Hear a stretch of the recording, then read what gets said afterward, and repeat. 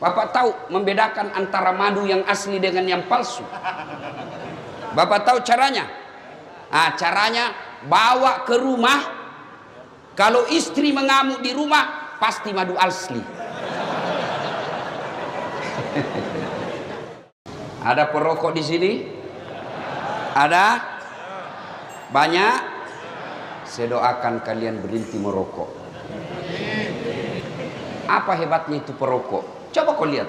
Kalau kalian mengatakan rokok itu bagus, besok pagi panggil anakmu yang SD SMP, kau merokok bareng-bareng anakmu. Kalau kau bilang rokok bagus, ndak jalan otakku kalau ndak merokok, Ustaz. Bohong. Mana buktinya? Ramadan jalan di otakmu, padahal kau tidak merokok siang hari. Itu perokok kayak beleng-beleng, bersandar-sandar. Itu aja dia kerja sampai 10 menit. Yang lebih parah kalau dia di toilet, keluar asap, dia isap, beleng-beleng. Saya doakan kalian berhenti merokok. Ibu-ibu, senang suamimu merokok? Dengar Pak, tidak senang dia, maka tabung uangmu harga rokok, simpan uangmu harga rokok, buka umroh, kita umroh bareng-bareng.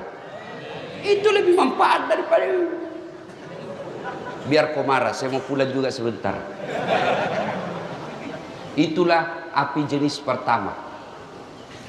Dibakar lagi 1000 tahun menjadi hitam.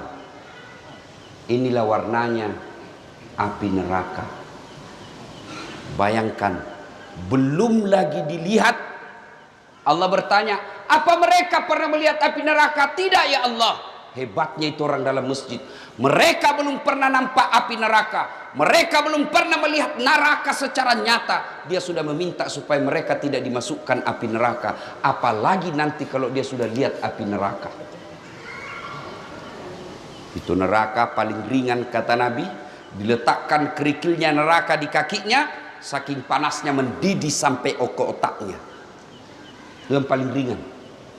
Tapi anak muda biasa kalau kita cerita neraka, dia bilang, sudahlah kayak kau datang aja dari neraka Ustaz. Dia cari kau nanti malaikat, dia putar godamnya.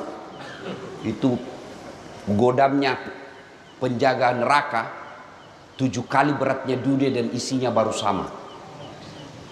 Kalau dihantam 1 kali, tak lempar 7 tahun baru sampai. Dia bilang anak mahasiswaku, enak dong bisa main game dulu. Oh itu kalau di dunia, kalau di akhirat di blender kok. Nah, lalu Allah bertanya lagi, apalagi yang mereka minta? Ya Allah, masukkan kami dalam surga. Allah bertanya, mereka pernah lihat surga? Tentu tidak ya Allah. Bapak-bapak pernah lihat surga? Surga belum pernah kita rasa, belum pernah kita bayangkan. Apa yang Bapak bayangkan kalau Al-Quran berbicara tentang surga yang di dalamnya mengalir sungai yang terbuat dari susu? Jangan kau susu, bayangkan susu yang ada di rumahmu. Tidak seperti itu. Kalau Allah berkata madu di dalamnya, jangan kau bayangkan madu yang ada di rumah. Bapak tahu membedakan antara madu yang asli dengan yang palsu? Bapak tahu caranya? Caranya bawa ke rumah. Kalau istri mengamuk di rumah, pasti madu asli. Ibu-ibu terancam malam ini. Ibu-ibu mau cepat masuk surga? Tidak ada yang jawab dia Pak. Mau ibu? Tidak ada yang jawab Pak. Silahkan suamimu kawin lagi. Dia bilang ibu-ibu banyak jalan menuju surga. Memang banyak tapi macet. Ini jalur pintas. Pernah dengar cerita penghuni surga sama penghuni neraka? Belum? SMS-an lah penghuni surga sama penghuni neraka. Dia bilang penghuni surga, bagaimana kabarmu di situ bro? Dia bilang, tidak ada enaknya di sini. Di blender terus kita. Siang malam tidak ada kesempatan untuk ngaso. Waduh, dia bilang banyak artis, dia bilang sudah hancur semua mukanya. Lalu penghuni surga, penghuni neraka berkata, kamu bagaimana kabarmu di surga? Alhamdulillah, kami nyaman di sini. Dia bilang penghuni neraka, bolehkah kami jalan-jalan ke situ? Dia bilang boleh aja. Tapi bagaimana caranya? Penghuni neraka kan kreatif. Dia bilang gampang.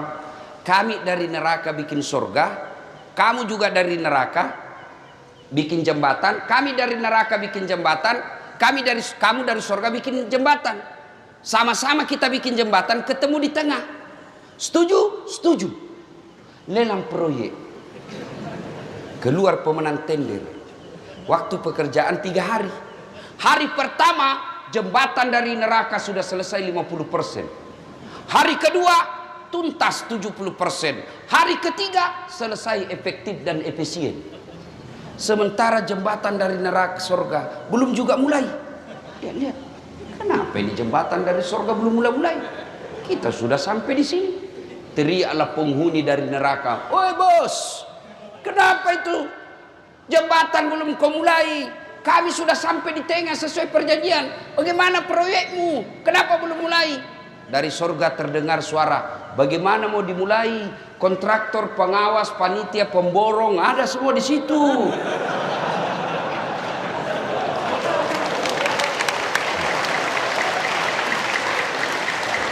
Di sini cuma penghafal Quran, tidak tahu dia hitung kalkulator.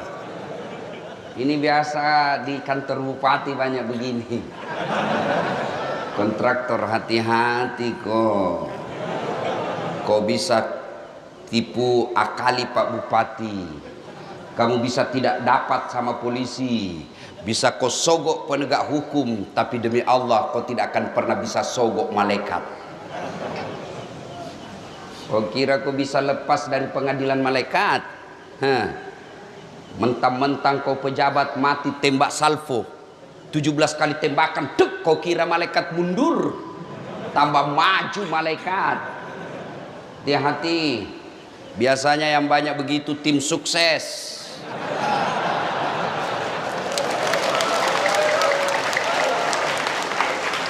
Mumpung ada pejabat malam ini di sini.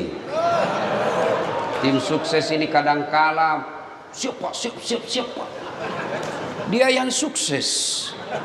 Disuruh bikin baleho 10, 5 aja dia bikin. Hilang 5 dia makan, kau makan itu uang haram. Proyek-proyek palsu, SPJ palsu, nanti juga neraka surga palsu. Hati-hati, kepala-kepala dinas yang ada di tempat ini, jangan main proyek. Kalau kau masih aktif, ditangkap dan diperiksa polisi, masih nyaman rasanya kalau masih ada jabatanmu. Tapi begitu sudah 3 tahun kau pensiun, baru diungkap kasusmu, makan kau cilaka. Gara-gara kenapa? Banyak kontraktor-kontraktor begini, belum diresmikan jembatan sudah rusak, belum diresmikan pekerjaannya sudah hancur. Kenapa? Karena juga di kantor sudah ambil 20% sebelum dibangun. Kenapa ada 20%? Karena untuk menampil kada perlu duit banyak. Kenapa perlu duit banyak? Karena kalian juga mau disogok. Coba kalau umat Islam tidak ada yang mau disogok, maka terjadilah pemilihan pemimpin yang betul-betul sesuai syariah. Kalau kau memilih pemimpin sesuai syariah, maka kau akan dapat pemimpin yang baik agamanya, sehingga mereka melayani kamu, bukan dilayani oleh rakyat. Sekarang kalau datang orang sosialisasi, kau bilang wani pero, dikasih kau 300.000 satu kali makan bakso habis. Di 5 tahun kau menderita. Ya kalau 5 tahun, kalau dia 2 periode, dia mau lagi 3 periode, pret. Siapa yang salah? Kita semua salah, umat Islam. Jangan salahkan pejabatmu saja yang korup. Mulai dari cara memilihmu sudah salah. Coba kalau mereka datang, dia dapat duit, kamu bawa duit, kau rekam. Pak, kami tidak butuh duit, Pak. Kami butuh masa depan. Biar bapak tidak bawa duit, yang penting anak kami bisa cari kerja yang baik. Biar bapak tidak bawa duit, yang penting pertanian kami lancar. Biar bapak tidak bawa duit, yang penting kami bisa makan, terjamin keamanan, anak-anak kami bisa kerja dengan baik. Bapak tidak usah bayar kami. Tapi begitu kau minta 500 ribu, habis dalam 2 hari, dia tipulah kau 5 hari. Belum diresmikan proyeknya sudah hancur. Dan ketika hancur jembatan, kamu sendiri yang rugi. Ya? Nanti kalau pilkada jangan lagi minta-minta duit. Kalian juga calon pemimpin, jangan kau sogok rakyatmu. Coba kalau tidak ada money politik. Adik-adik kita yang sekolah ke Jawa, sekolah ke Sulawesi, mereka menjadi sarjana pertanian, mereka menjadi sarjana perikanan, mereka menjadi sarjana kelautan, mereka kembali ke Lombok, mereka kembali ke pulaunya, dia terapkan ilmunya, setelah jadi pejabat, dia pejabat cerdas karena memang dia punya kompetensi di situ.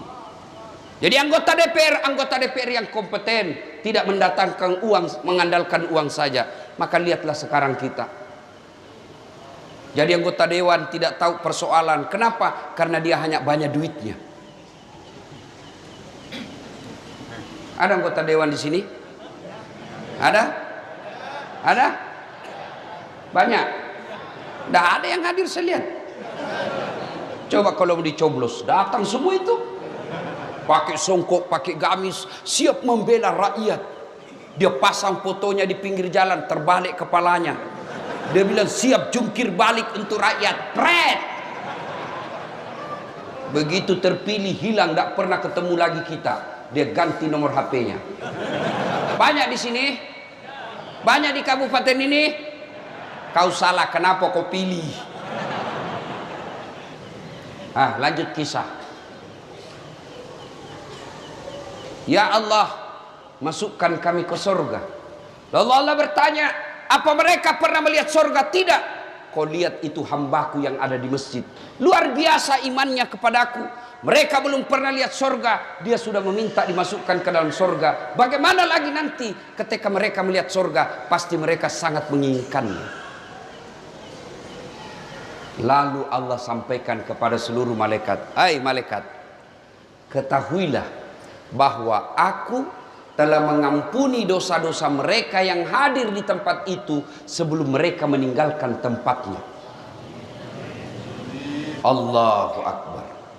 Jadi ternyata pengajian seperti ini bukan sekedar dengar ceramah, tapi pengajian seperti ini menghapus dosa dan kesalahan yang pernah kita lakukan.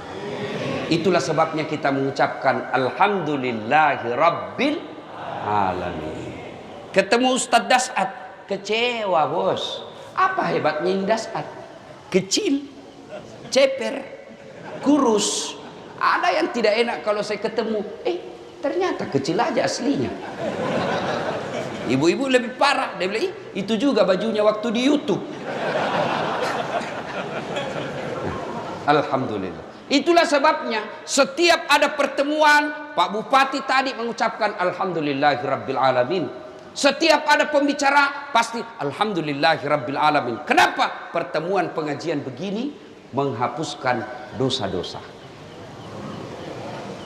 Dan hebatnya lagi, kita bersyukur karena kita punya iman. Ada orang, bapaknya Nabi, anaknya tidak dapat hidayah. Kafir dia. Siapa? Nabi Nuh. Ada orang, anaknya Nabi, bapaknya jadi pengkhianat.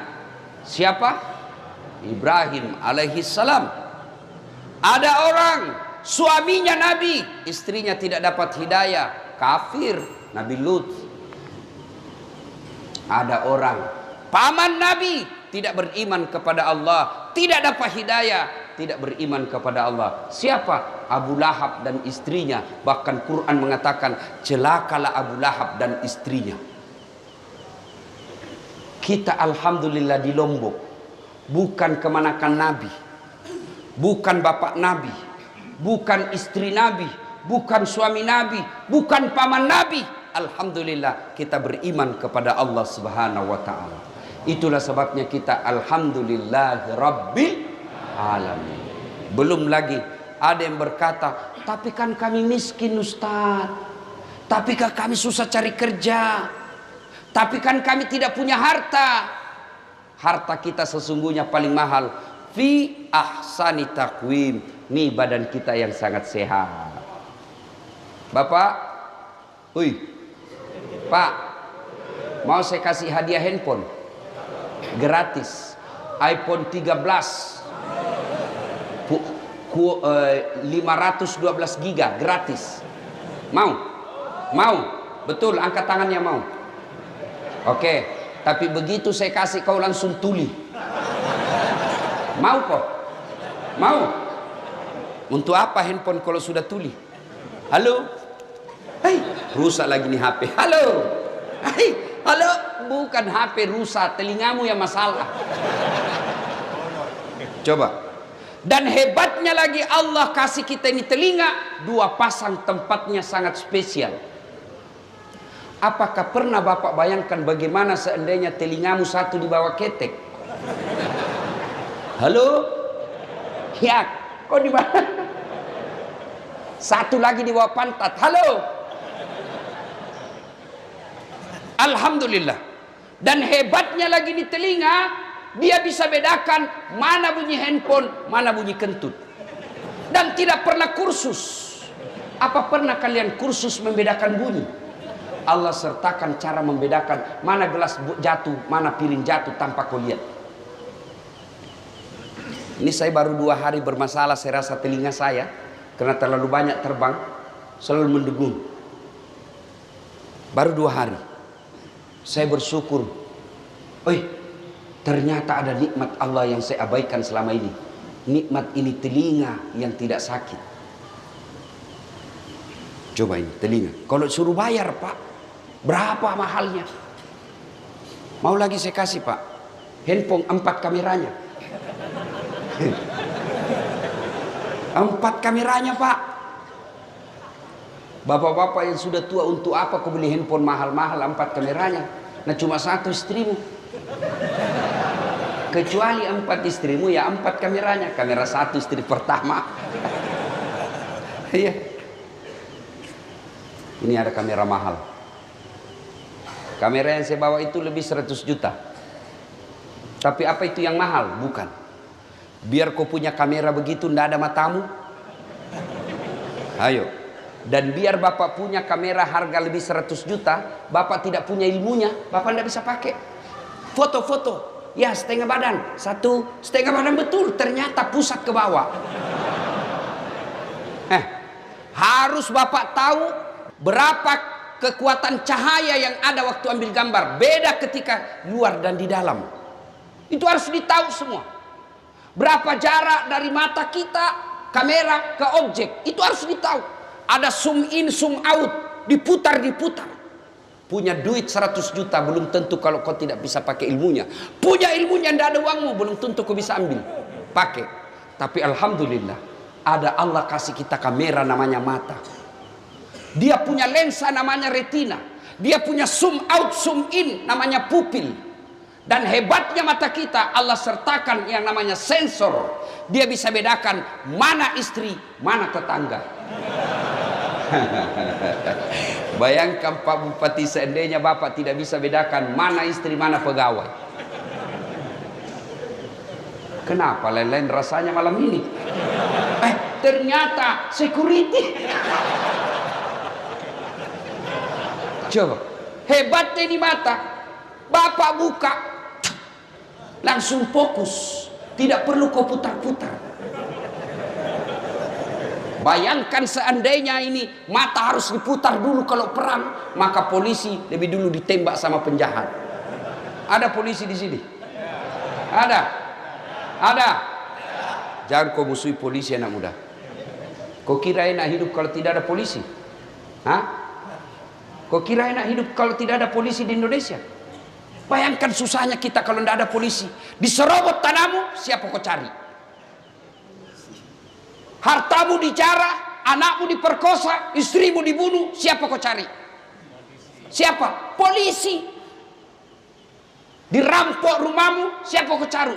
Penghafal Quran. Tidak selesai. Siapa kau cari? Polisi. Makanya jangan musuhi polisi. Bahkan saya selama ada di Pulau Lombok ini, saya dikawal polisi. Pun kalau ada polisi yang minta-minta uang di jalan, itu polisi film India. Kau melanggar. Kau tidak lihat ini rambu-rambu? Saya lihat, Pak. Kenapa kau langgar? Saya tidak lihat Bapak. Kenapa kau tidak lihat saya? Bapak sembunyi di tikungan. Karena hari itu besok langsung begitu saja.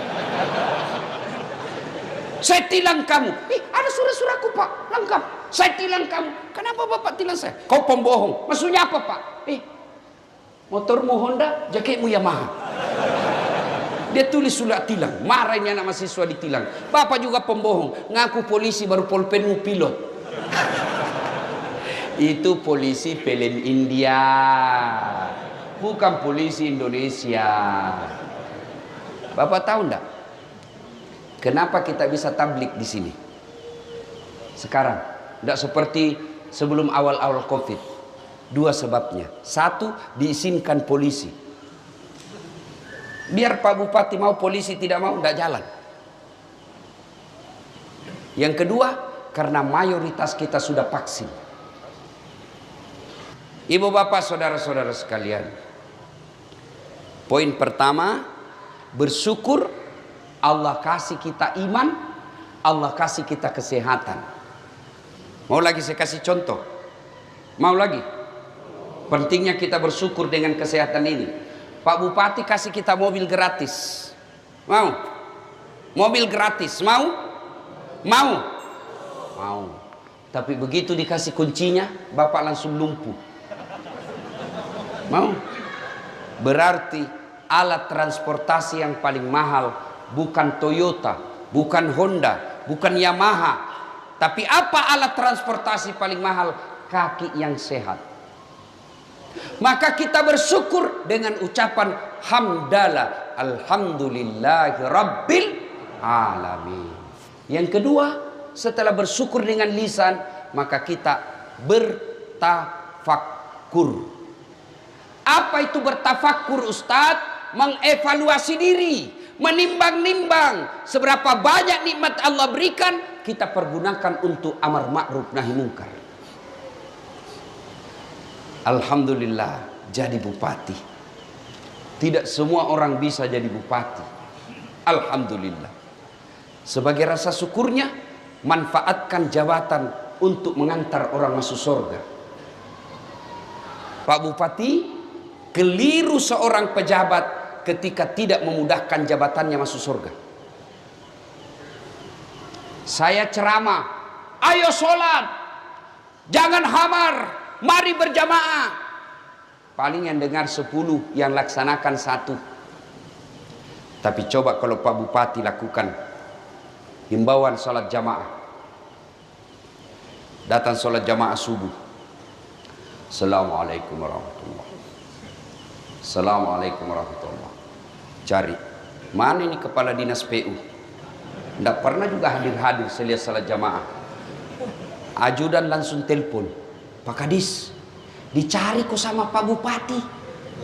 Katanya beliau tidak pernah kau dilihat salat jamaah. Besok Pak, belum azan sudah ada di masjid. Itu hebatnya kalau ada jabatan. Iya toh?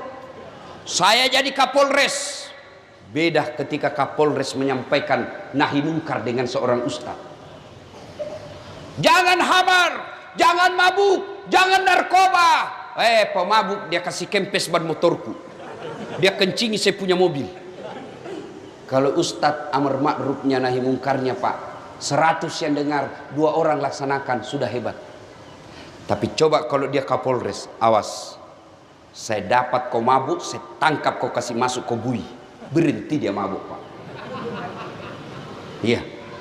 Maka kalau bersyukur kepada Allah, ayo gunakan nikmat Allah untuk mendekatkan diri kepada Allah. Itu pejabat. Kalian dia diberi nikmat ustadz, punya ilmu, Syukuri dengan cara apa? Gunakan ilmu itu mengajak orang untuk amar ma'ruf nahi munkar. Mendakwah, dakwalah yang rahmatan lil alamin. Dakwah yang diajarkan leluhur tuan-tuan guru kita yang ada di Lombok. Zaman dulu tuan-tuan guru kita yang ada dari Lombok ini tidak ada mendakwah dengan memaki dan mengkafir-kafirkan orang. Sekarang anak-anak baru belajar agama 3 minggu, belajarnya di laptop, hadisnya baru 4. Wish, rasa-rasanya dia panitia hari kiamat. Ada kan yang begitu? Ada. Maulid haram, bid'ah, tidak ada pada zaman Nabi. Kenapa zaman Nabi tidak ada maulid? Untuk apa mereka diceritakan kisah Nabi? Nah, mereka hidup sesama dengan Nabi. Untuk apa diceritakan masa hidupnya Nabi? Mereka lihat Nabi. Ya wajar mereka tidak maulid. Kita maulid bukan untuk makan ketan, tapi kita mau dengar ceramah bagaimana sisi hidup Nabi dan ulama yang tahu. Kenapa? Karena dia baca kitab. Maka kita dengar. Maka saudaraku yang tidak mau maulid silahkan, tapi jangan kau kafirkan kami.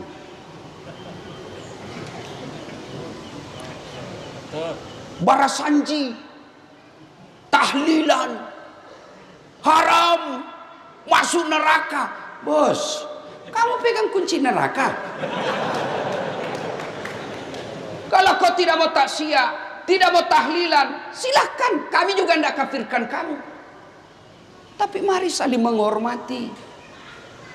Adik-adikku yang hijrah kalian, makin banyak ustadz kau dengar makin bagus. Hanya satu kau dengar ceramah, sempit wawasanmu. Maka saya selalu diajak, ustadz ini kan sudah banyak penontonnya, pengikutnya. Pak Bupati, penonton saya di YouTube sekarang 198 juta. Dalam bulan ini mungkin sudah 200 juta. Maka orang minta, ustadz bikin sahabat Ustadz Das'at Latif. Jangan, semua sahabat saya. Kalau ada sahabat Das'at berarti ada bukan sahabat saya. Semua sahabat, orang kafir, orang tidak beragama sekalipun sahabat saya. Bahkan artis pun. Dengar gitu kata. Semua sahabat kita. Kalau kita milih-milih ustadz, dan kalian ketika dengar dakwah, selesai ustadz ini dengar, selesai ustadz ini dengar, selesai dengar ini, jangan kau jadi hakim dewan yuri. Kalau ustadz Das'at ceramah nyaman, enak biar 2 jam. Tapi kalau ustadz itu ngantuk. Jangan, amalkan ilmunya. Jangan kau banding-bandingkan gurumu. Amalkan saja. Makin banyak guru kau dengar makin bagus. Makin banyak kitab kamu baca makin enak. Jangan sempit hanya satu.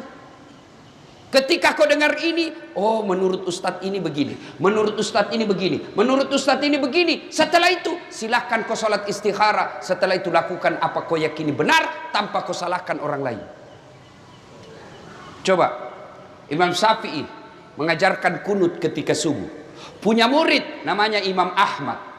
Ketika Imam Ahmad pergi ziarah kubur ke makamnya Imam Syafi'i, Imam Ahmad kunut. Diprotes sama muridnya. Ya Imam, Anda mengajarkan tidak kunut. Kenapa kau kunut? Kata Imam Ahmad, saya menghargai pendapatnya Imam Syafi'i. Kalian bukan imam. Kalian tidak hafal hadis ribuan. Baru orang sampingmu tidak kunut. Kunut. Pret. Ya. Mari menyikapi perbedaan pendapat dengan saling menghormati. Aman. Ya. Ya. Kita dulu waktu kecil kalau ada orang Allahu Akbar kunut di samping kita, paling kita bilang dalam hati Muhammadiyah. Selesai. Itu. Nah, Bapak saudara-saudara sekalian, nah, mari gunakan ilmu untuk mengajak kepada kebaikan.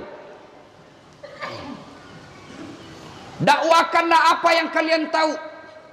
Dan ketika dakwah itu diamalkan orang, ilmu yang kita miliki diamalkan orang, maka selama ilmu itu diamalkan, kita dapat kiriman amal pahala meskipun kita sudah dikubur. Itu yang kita yakini sebagai amal jariah.